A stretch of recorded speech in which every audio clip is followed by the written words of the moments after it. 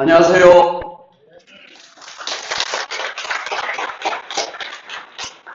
여러분 만나 뵙게 돼서 반갑습니다. 지금 10분인데요. 제가 25분에 마치겠습니다. 여러분 모르면 어떻게 해야 되죠? 모르면 어떡합니까? 예, 물어야 됩니다. 묻는 방법이 두 가지가 있습니다. 하나는 사람에게 묻는 방법이 있고요. 두 번째는 구글이나 네이버나 인터넷에 묻는 방법이 있습니다. 여러분 손에는 스마트폰이 다 있으시죠? 요즘은 사전이 필요 없습니다. 브리테니커 망했죠? 여러분들 궁금하면 다 물어보시거나 쳐보면 다 나옵니다. 오늘 여러분들께 말씀드리려고 하는 핵심은 창직을 하려고 하는데 불안한 거예요. 그래서 우리 속담에 시작이 반이라는 말이 있습니다. 그런 말이 있죠. 그럼 나머지 반은 뭘까요? 시작이 반인데 나머지 반은 뭘까요? 노력이요? 예, 여러 가지 대답을 할 수 있겠습니다만 제가 드릴 수 있는 답은 시작이 반이면 나머지 반은 내가 시작한 일에 대한 의심을 버리는 겁니다. 그게 진정한 결과를 가져올 수 있다 이런 생각이 듭니다. 오늘 제가 말씀드려야 하는 내용은 창직은 이미 얘기를 했습니다. 중장년들이 할 수 있는 선택은 제가 볼 때는 한 세 가지 정도 됩니다. 재취업하거나 창업하거나 창직하는 것입니다. 물론 우리 앞에 전기보 소장님처럼 창직을 하시고 창업을 하신 사례가 종종 있습니다. 가장 아이디어한 방법이죠. 그런데 자금을 투자해서 창업을 하시는 프랜차이즈라든지 창업을 하시는 분들은 여러 가지 어려움을 겪는 사례를 여러분들이 보고 계실 겁니다. 재취업은요 가장 쉽습니다. 그러나 오래 가지 못합니다. 그래서 가급적 재취업이나 창업보다는 창직을 하시기를 권유드립니다. 또 한 가지 말씀드리고 싶은 것은 너무 조직 생활을 오래 하다 보면 모여야 할 수 있다는 생각을 가집니다. 저는 모이지 말라고 강조합니다. 왜 그러냐면 창직을 제대로 하려면 혼자서 고민하고 혼자서 이겨내야 됩니다. 모이면 비슷한 생각만 가지게 됩니다. 그래서 이런 모임을 오시면 여러분들이 자극은 받으시되 창직은 홀로 가야 되는 겁니다. 그런 점을 좀 기억하시면 좋겠습니다.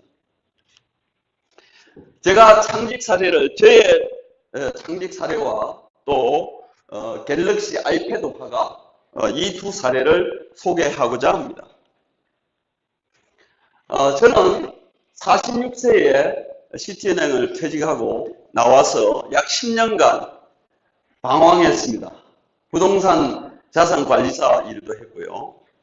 교육사업도 했고 전문 경영도 했고 여러 가지 좀 해봤습니다.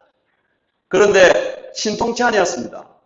그런데 그러다가 제가 2009년도 여러분들 아시는 스마트폰이 국내에 들어왔을 때 제가 스마트폰을 보고 깜짝 놀랐습니다. 뭔가 있을 것 같은데 도무지 내용을 알 수가 없는 거예요. 그래서 그 스마트폰을 샀습니다. 그때부터 열심히 스마트폰과 SNS에 대해서 공부를 하기 시작했습니다. 놀라운 것은 스마트폰 안에 엄청난 세상이 있다는 사실을 알게 되었습니다. 그 무렵쯤 해서 제 친구들이 퇴직을 하기 시작했습니다. 군스타 출신도 있고 고위공무원 출신도 있고 대기업 대표이사 출신도 있고 다양한 친구들이 퇴직을 하는데 퇴직하고 난 다음에 무엇을 해야 될지 정신을 못 차리는 겁니다. 그래서 제가 어떤 생각을 가졌냐면 내가 과연 저 친구들에게 뭔가 도움을 줄 수 없을까라는 생각을 하게 됐습니다. 그때부터 저는 2년 반 동안 전혀 제가 수강료를 받지 않고 그분들을 1대1로 찾아다니면서 제가 알고 있는 스마트폰과 SNS에 관련되는 내용들을 그분들에게 전파하기 시작했습니다. 처음부터 제가 창직을 하려고 했던 것은 아닙니다. 저는 창직이 뭔지도 잘 몰랐습니다. 다만 어떻게 하면 그분들에게 도움을 줄 수 있을까라는 생각만 가지고 제가 2년 반 동안 그렇게 하다 보니까 2006년 6월쯤 돼서는 많은 사람들이 저를 찾아오는데 제가 만나줄 시간이 없는 겁니다. 그래서 그때 메가더 스쿨을 만들었습니다. 제가 존경하는 247권의 책을 낸 고정목 작가하고 제가 얘기를 하다가 제가 이런 일을 통해서 이모작을 하신 분들에게 좀 도움이 됐으면 좋겠는데 브랜드 이름을 뭐라고 지을 거냐라고 얘기를 하다가 그분이 저한테 메가더를 소개했습니다. 제가 왜 메가더냐고 물었습니다. 왜냐하면 제가 안보연구소를 만드는 건 아니잖아요. 그랬더니 그분이 하신 말씀이 구글에다 쳐보라는 겁니다. 그래서 메가더 사령관에 대해서 쳐봤습니다. 깜짝 놀라운 사실은 1950년 9월 15일 인천 상륙작전을 했던 메가더가 그때 당시 70세였습니다. 대한민국의 남녀 통틀어서 1950년에 평균 수명이 50세가 안 되는 때에 어떻게 하면 70세가 인천 상륙작전을 할 수 있는지 궁금했습니다. 그래서 제가 자료를 찾아보니까 50대 중반에 퇴역해서 집에 갔다가 2차 대전이 나고 일본이 난리칠 때 아시아를 다시 잘 아는 사람이 누군가 하고 찾다가 메가더가 픽업이 돼서 다시 왔습니다. 그때 70이면 지금 나이 85세에 해당됩니다. 저는 지난 4년 반 동안 170명을 코칭했는데 1대1로만 코칭을 합니다. 처음에 제가 이런 욕심을 가졌습니다. 메가더 스쿨을 만들었으니까 이제부터 메가더 스쿨 코치를 양성하자. 그래서 메가더 스쿨을 키우자라고 생각했는데 6개월이 지난 다음에 제가 마음을 바꿨습니다.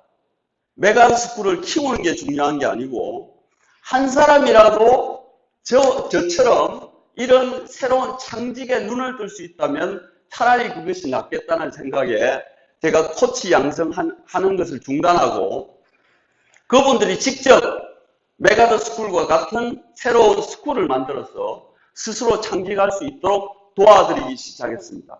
그렇게 만든 스쿨이 이름도 재미있는 돈키호테 스쿨, 마중물 스쿨, 소크라테스 스쿨 이런 스쿨들이 있습니다. 지금 제가 뉴스레터를 보내드리고 있는데요. 제가 뉴스레터를 지금 8년 동안 발행해서 보내고 있습니다. 엄청나게 많은 분들에게 이 뉴스레터를 제가 보냈더니 뉴스레터를 보고 자극을 받아서 인생 이모작을 하시는 분들이 많이 생겼습니다. 제 특징은 1대1로만 코칭합니다. 2명만 모여도 하고 싶은 일이 다르고 수준도 다르고 다 다르기 때문에 맞출 수가 없습니다. 그래서 저는 커리큘럼 없이 그분들에게 맞춰서 제가 1대1로만 코칭을 합니다. 자부담 원칙입니다. 지원을 많이 받으면 받을수록 본인이 부담이 적기 때문에 저한테 오면은 간절함이 없습니다. 약속해놓고 안 옵니다. 우리 나이쯤 되면 손잡고 온다고 안 옵니다. 그러면 가치를 발견 못합니다. 세 번째는 저한테 코칭을 받은 분에게 제가 이렇게 얘기하지 않습니다. 친구들을 나한테 소개해라. 절대 그러지 않습니다. 어느 한의사가 간호사하고 같이 코칭을 받겠다고 하길래 제가 그거는 곤란하다. 한의사 당신이 나한테 코칭을 받고 당신 간호사는 당신이 오늘부터 당장 코칭을 시작하라고 얘기를 했습니다. 2년 반 동안 열심히 인생 이모작 칼럼을 쓰다 보니까 책이 나왔습니다. 이 명함용 책이기 때문에 저의 얼굴이 그냥 실렸습니다. 이름이 마법의 코칭입니다. 왜 마법의 코칭인지는 조금 전에 1대1 코칭하면서 알려드렸습니다. 제가 1대1 코칭하면서 그분들이 갖고 있는 잠재력을 끌어내서 당신은 이런 쪽에 한번 해보는 것이 어떠냐라고 수없이 그분과 대화를 통해서 방법을 찾아나가는 그런 방법을 택하고 있습니다. 두 번째, 갤럭시 아이패드 화가입니다. 이 정병길 씨는 농협 출신입니다. 농협대학을 나오고 농협의 지점장으로 30년 이상 근무했던 분입니다. 이분은 원래 그림을 좋아해서 어릴 때부터 그림을 열심히 그렸습니다. 그래서 어떻게 해서 화가는 됐습니다만은 지점장으로 오래 근무했기 때문에 전업 화가로 일을 하지 않았습니다. 근데 이분이 어느 날 저에게 왔습니다. 와서 이분도 책을 냈는데요. 책 이름이 재미있습니다. 이젠 아빠를 부탁해 라는 책을 냈습니다. 그래서 저에게 와서 아이패드를 들고 와서 하는 얘기가 자기가 이 책이 많이 팔릴 수 있도록 SNS를 활용하는 방법을 알려달라는 겁니다. 제가 열심히 알려드렸습니다. 그러다가 이분에게 제가 물어봤습니다. 요즘도 그림 그리냐고. 그림 그린대요. 어떤 그림을 그리냐? 유화를 그린답니다. 그래서 제가 그림을 보자고 했습니다. 제가 봐도, 비전문가인 제가 봐도 그 그림은 팔릴 것 같지가 않은 거예요. 그래서 그러면 아이패드에 들어가면 그림을 그릴 수 있는 앱이 있는데 한번 그려보지 않겠느냐라고 얘기를 했더니 처음에는 좀 시큰둥했습니다.